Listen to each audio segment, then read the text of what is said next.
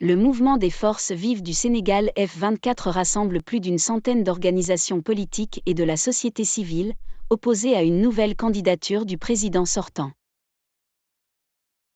C'est en présence de plusieurs figures de l'opposition, dont Ousmane Sonko, que le mouvement des forces vives du Sénégal F24 a été lancé dimanche 16 avril.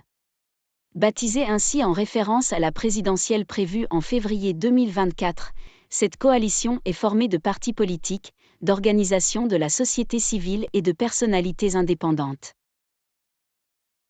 Elle vise, selon ses propres termes, à obtenir le respect par le président Macky Sall de la Constitution et de la parole donnée, et son renoncement à présenter sa candidature pour un troisième mandat illégal et illégitime. Plus de 120 entités ont signé la charte du mouvement, selon ses initiateurs.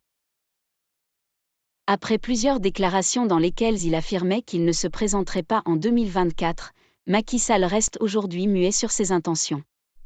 L'opposition n'affirme qu'il a effectué 2 mandats et qu'en briguer un troisième serait contraire à la Constitution, mais le chef de l'État maintient ouverte la question de sa candidature, en faisant valoir que seuls des facteurs politiques, et non pas constitutionnels, l'empêcheraient de se présenter. C'est ce qu'il a affirmé dans un entretien publié mi-mars par le magazine français L'Express.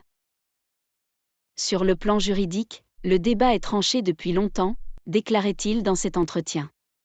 Maintenant, dois-je me porter candidat pour un troisième mandat ou non ? Je n'ai pas encore apporté ma réponse. Le moment venu, je ferai savoir ma position.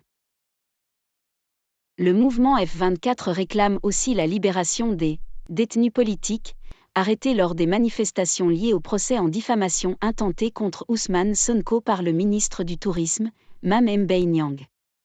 Selon le parti d'Ousmane Sonko, des centaines de personnes ont été interpellées ces dernières semaines lors de ces manifestations. Le ministre Niang reprochait à l'opposant d'avoir déclaré qu'il avait été épinglé par un rapport d'une institution de contrôle pour sa gestion d'un fonds pour l'emploi des jeunes.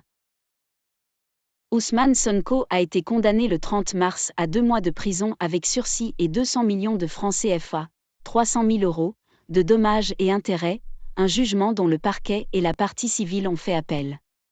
L'opposant conserve cependant son éligibilité pour la présidentielle de 2024. Merci d'avoir suivi cette émission. N'oubliez pas de partager massivement cette vidéo et surtout de vous abonner. À la prochaine.